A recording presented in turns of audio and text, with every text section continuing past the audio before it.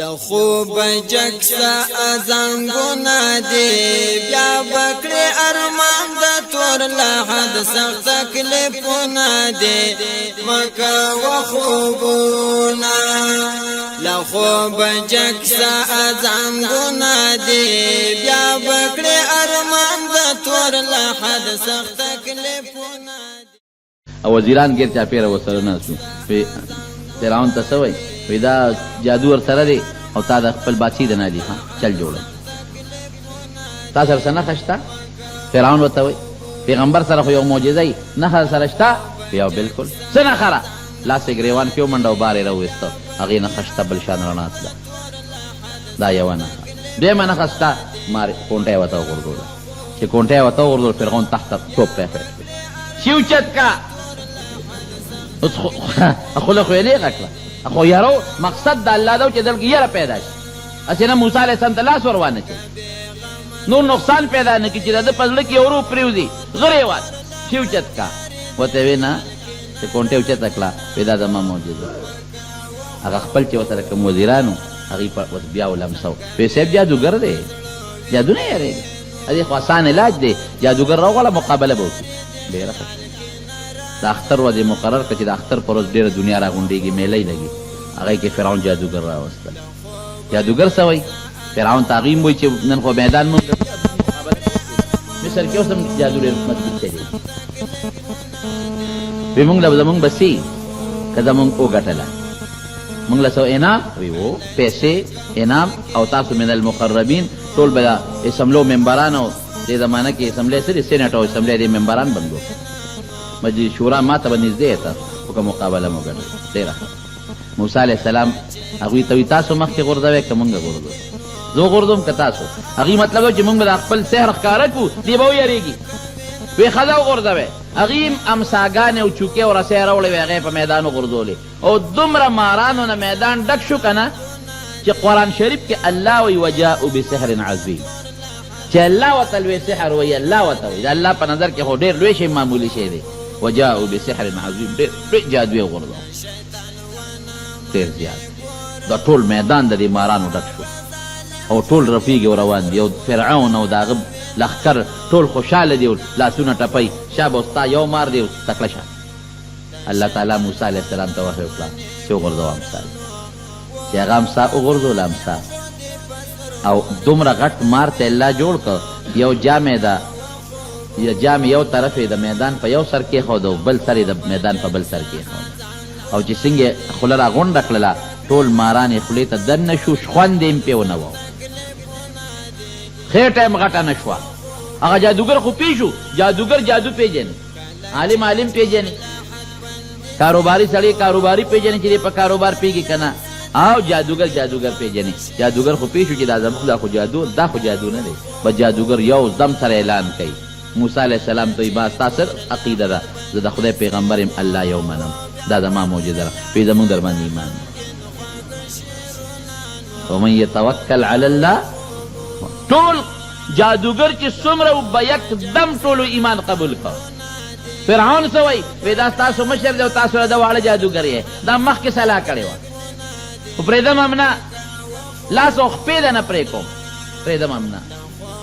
مطلب یې دا چې دا دباو نه کم خو دا زما هم ټول مسلمانېږي اوس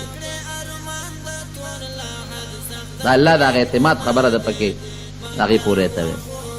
دې ته روان شو الله ورته وی ځه دا وطن ورته بس پرېږده دې روان شو په لاره تلل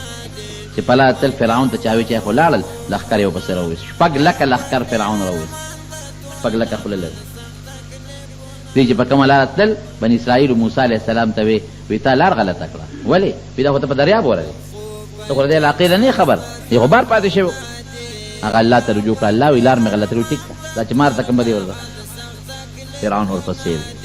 دریاب ته ورسې قوم ته موږ درته نه چې لار دې غلطه کړه وی دا الله په حکم الله اوس حکم وی دریاب له کونټه یې اوسه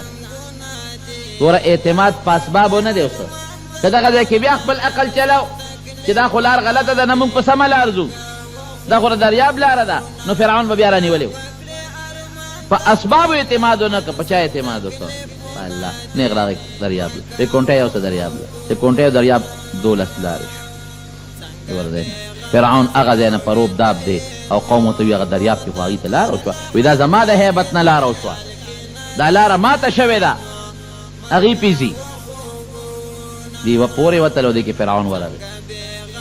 د فرعون هغه اس وي نه ورته انته جبریل علیه السلام د دې پړي نه ونیو رامنځته یې کړ او چې سنګ دوی ته ووتل او دی دې میاشته شو سره د ټول لښکر پروردګار څه چل وکړو دې پورې ورته وي کونټۍ والا یوسته دریاب چې کونټۍ یوړله دریاب پې جوخ شو سره د شپږو لکو لښکر فرعون د اسونو سره ټول په دریاب کې غرق شو او هلته یې چغې جوړې کړې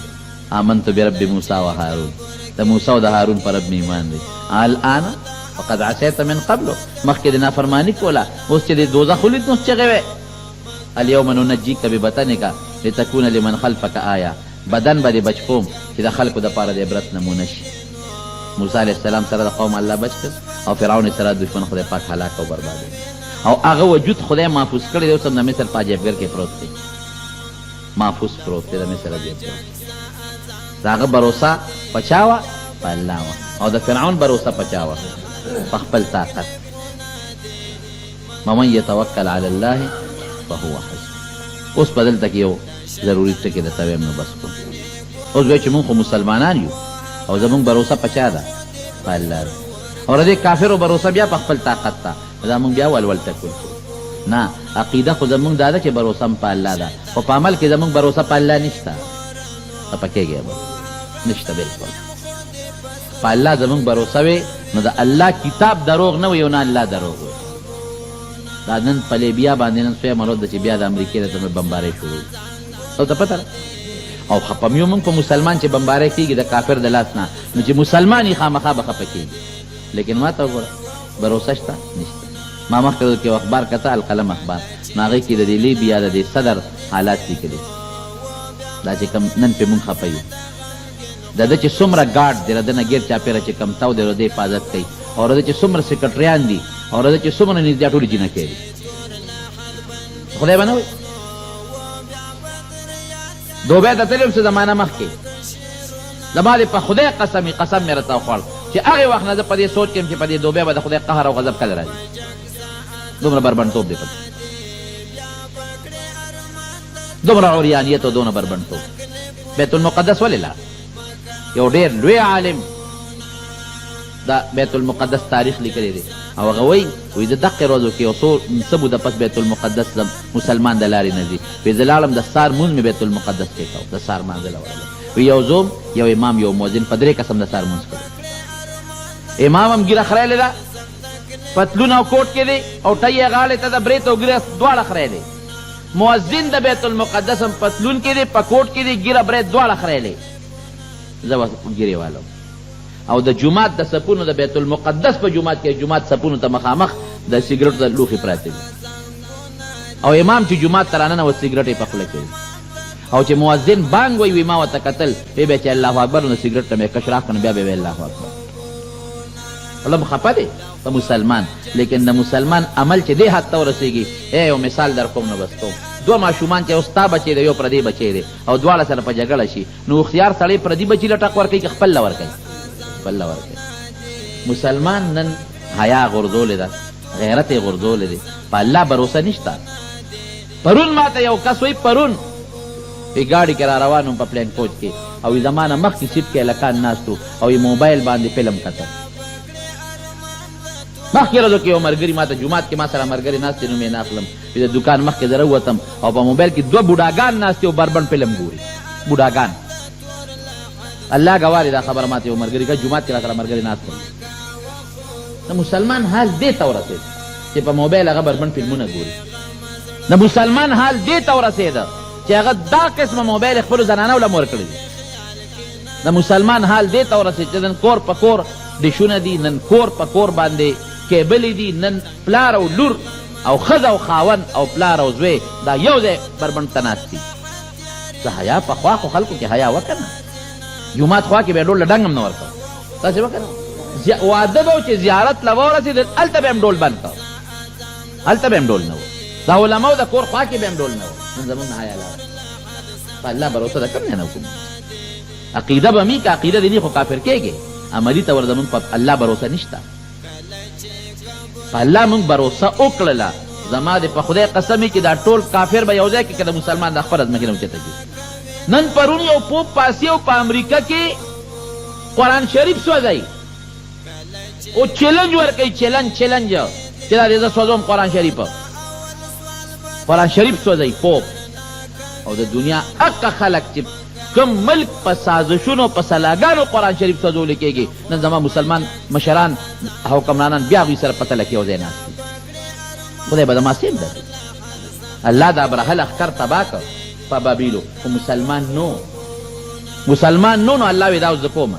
اوس خو مسلمان شته ای رب نجات مسلمان دي دا به سکلي چې هر څه دله الله کوي. مونږ بایکاټ هم ونه کړو. مونږ چې ته زړه کې غم او درد هم رانغی چې قرآن شریف سوځولی کېږي نه زړه کې درد راغی نه غم راغی نه مو سره بایکاټ وکړو. د یو مسلمان حکمران دو نه وی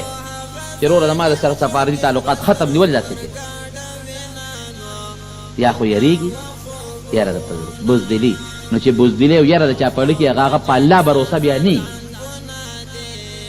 یریږي بزدلي ده بزدلي او یاره د په زړه کې ده نو پته ولګېږي چې بروسه په الله شته نشته که نه او یا د پیسو پته مې چې چغه وام نو پیسې بندوي هغه ځای نه ماله ایډ راکوي پیسې بندوي نو چې په پیسو په بندولو وي نو بیا دې په الله بروسه نشته په امریکا دې بروسه بروسه په امریکا نو په خوشپیبه کې مه مبتلا کېږي تر څو چې مونږ د خپل زړه نه د کفر نفرت او د ایمان محبت پر زړه کې نه راوستې د کفر نفرت هم نه کړی او تر څو چې خپل عمل ټیک کړی نه او تر څو چې د عمل په بنیاد مونږ د الله په ذات بروسه نه کړې دا ډغرې به خورو.